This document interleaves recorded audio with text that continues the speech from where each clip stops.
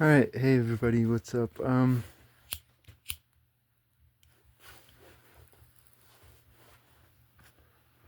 just started drinking today. I didn't drink yesterday nor the first. I'm trying to get into like an alcohol recovery program, but I have to. It's a process, I guess.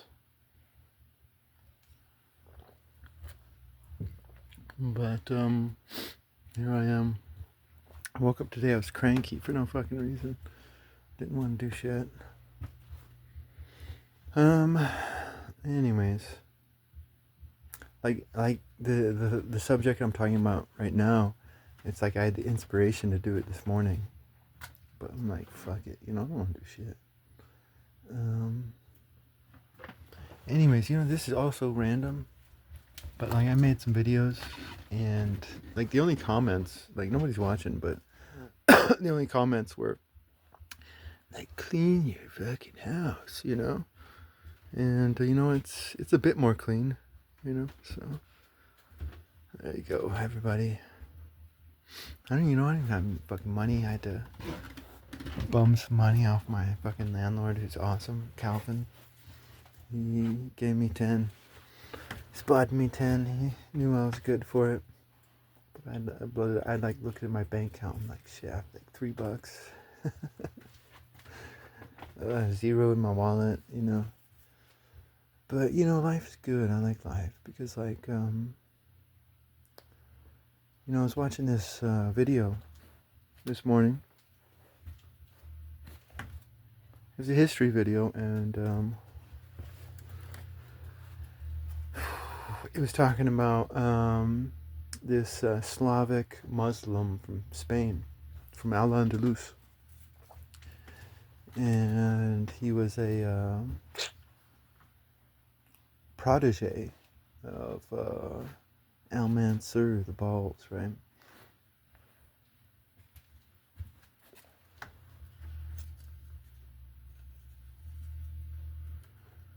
And he was a protege of Al-Mansur. Like, you could tell, like because Al-Mansur had died, and boom, the Taif estates began. And he owned the Balearic Islands. I think he may have owned Ibiza.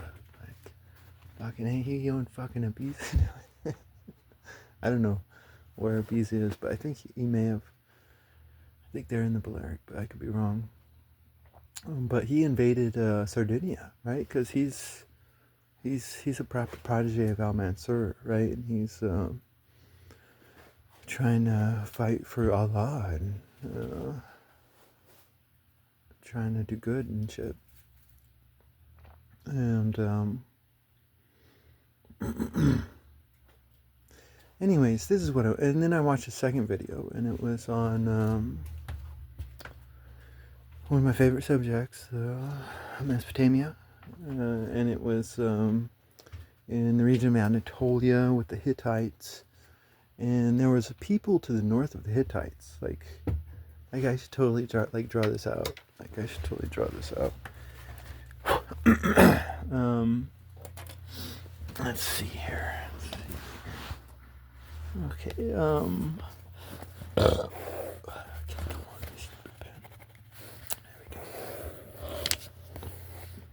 right. Hittites. Shaboom. That's wrong. That's totally wrong. But I forgot their name. Like this Kakashi thing is much smaller because there's a mountain range that comes across the top, right? And then up here too, mountain range. But I mean, that's it right there. And like, look at that map right there, right? So you have these Hittites, and they were an empire, very powerful group of Indo-Europeans.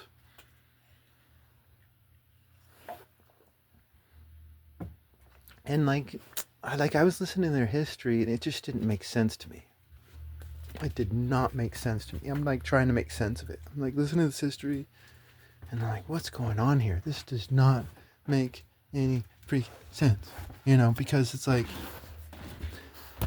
like, like, think about this. You have all these Hittite campaigns, right? You have all these Hittite campaigns, and like Shaboom, and what? Shaboom, and like Shaboom, and none of this really matters, but it kind of does. But like over here, you have like Assyria. We'll write that. We'll write just no. That might not go on YouTube. Assar. And then you have the Phoenicians, you know, and then like down further you have Babylonians, and down further you have the Egyptians, and you have all this Hittite history. And where does the Hittite history take place?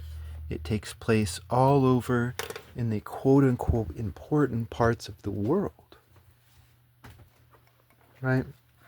But it's not taking place, like, if I were a Hittite ruler, like, fucking totally conquer these, and I forgot if they were Kakashi. I know that's the teacher of Naruto, right? Kakashi. That would be cool if they were called the Kakashi people, right? Because it would make sense. Because they're mountain like ninja people, right? That totally makes sense.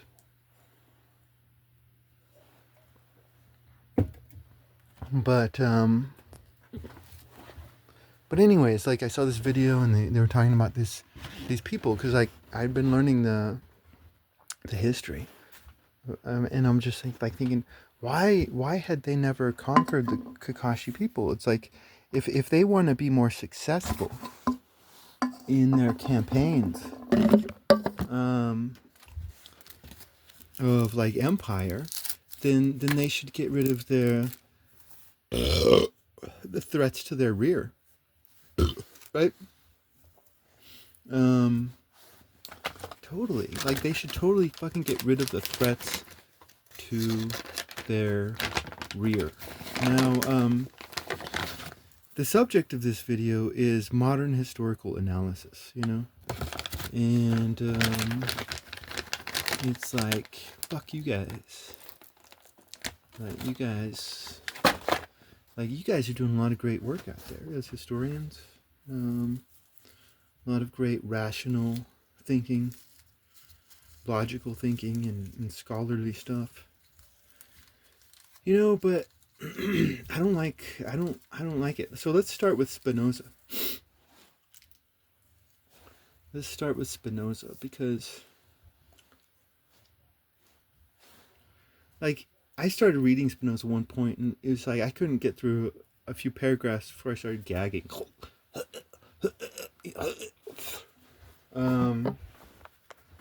Because Spinoza was trying to argue that superstition comes from fear, right? Now, there's different types of personality types in this world. There's narcissists. There's, there's like we'll be talking later on about the Ned Starks of the world. You know, there's just good, they wear their heart on their sleeve, you know. There's the manly testosterone types, etc. But there's certain types that like to dominate other people. Like they'll get into a relationship and then they'll try to chase away all the friends, right? Because they don't want any influences other than themselves because they're trying to dominate and control. And that's what Spinoza is. It's like, because yeah, I mean, he's right. Superstition can come from fear. But his analysis of human nature is an analysis of political power. Power. Of one man having power over another, instead of power meaning one man having power over himself, which I really don't have right now. I want to, totally. I want to. But how unrational and how unscientific, because superstition, you know, he's right, it can come from fear, but superstition can also, now maybe I should have kept writing and he would have discussed this, but superstition can also come from superstition can just be silly, like a community can have fun with superstition. Like there's like the whole bless you thing. Um, it's like in medieval times, they when you sneezed, they used to believe that a demon exited your body, and so you say bless you so that the demon can't get back in. And like I suspect that they were just having fun with this. Like look at you could take a holiday event, and you can have a superstition to that holiday. You know, like Krampus or something, and or whatever. But you can have a superstition in a holiday, and that superstition can be a magical event in a child's life. Oh my God! Like for some children, the tooth fairy is a magical event. You know, it brings magic into their life. But I mean, fear, fun, and there's probably many more you could talk about superstition. Superstition is going to be more complex than he simplifies it in his brilliant intellectual way. I'm an intellectual. No, it's like you're an idiot. And see, that's where I think, like me, for historical analysis, I think the best historical analysis is moral, uh, classical moral analysis of history, and I think that is totally the best, the most realistic views of history, um, because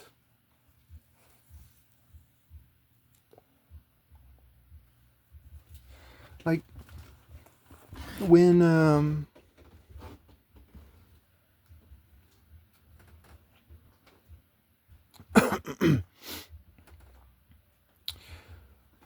when in order to conquer these Kakashi people, like these Kakashi people are an archaeological mystery. Like they leave traces of themselves, but they don't have any citified settlements like the rest of civilization and shit.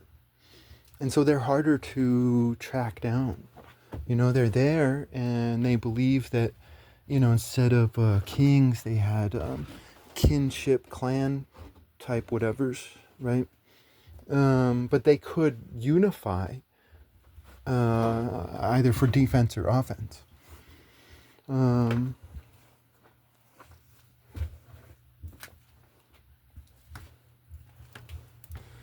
and but they didn't have any terrain to hold them down. They were mobile. So to conquer them, first of all, it means no loot for the soldiers. So it's a very costly war. There's going to be no loot for the soldiers. There's going to be no glory in it. You're conquering a bunch of hill folk. So you're going to do all this hard work and nobody's going to appreciate it. Like, let's go to Alfred the Great. Like, these Vikings are trying to conquer the Anglo-Saxons. And Alfred's trying to go around to his West Saxon peoples and saying, hey, we need to start building walls. And they're like groaning, like, we don't want to fucking build walls. So like these people, like even these Hittites, they're wanting the government to do something about these Kakashis, but they're not going to want to do anything about it. They're going to want to leave all the burden on the government to do something about it.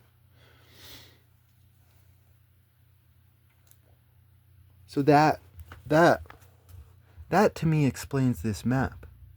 Greed and vainglory led the Hittites. Because if the Hittites wanted to get strong, then they should have tried to conquer that Kakashi region and colonize it and own it. But that would have been a lot of hard work that neither the people nor the soldiers would want to do. right? And so that totally explains this historical mystery that I had in my head when I was learning all this stuff. But it all, if we go back to this Slavic Muslim who owned Ibiza, um,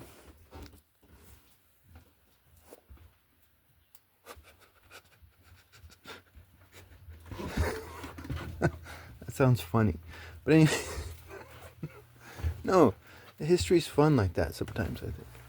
But if we go back to this Slavic Muslim who owned Ibiza, it's like that's what they inferred. They inferred that he conquered parts of the island, but he conquered the plains, the easy parts to conquer.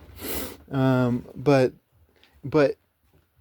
there was no loot for the soldiers, and the soldiers. So this man was trying out to go do good things, but his soldiers weren't enthused because there was no loot to be had, and especially within these mountains, there's definitely no loot to be had.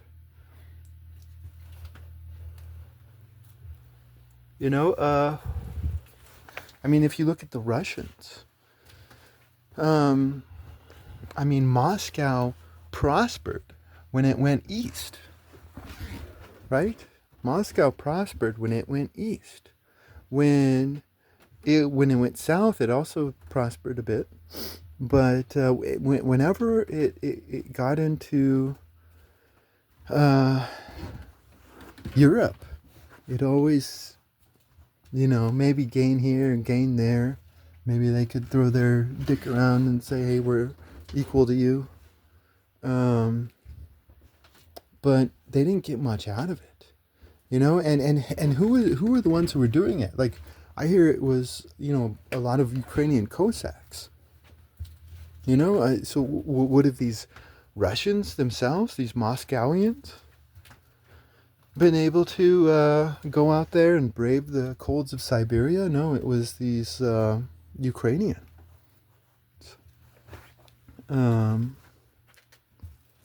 With some Russians, definitely, but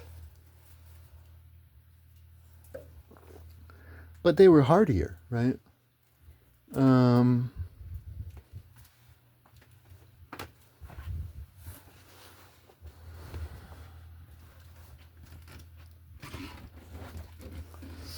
Yeah, no, I think a moral analysis of history just makes the most sense, and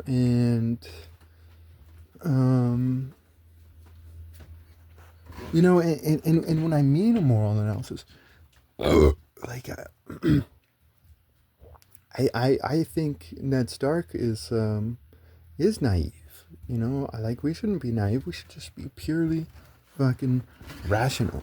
Like, I didn't have a rational mindset when I was asking the question of why didn't Hittites conquer Kakashi, right? Or I didn't have a moral mindset. Like, I'm not trying to impose morality onto the analysis. I'm just like, why the fuck didn't they conquer Kakashi? Like, they're leaving this threat in their background, and they're walking hundreds of miles away from their homeland, and yet, Hattusha is just 3 clicks away from the bad guys in Kakashi, and it's just like, shit. Why didn't they ever do this? And a moral analysis is it's the best way to explain a history.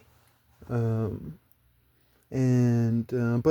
again, that is a simplistic way of going about it, because when talking about morality, there's lots of different moralities out there.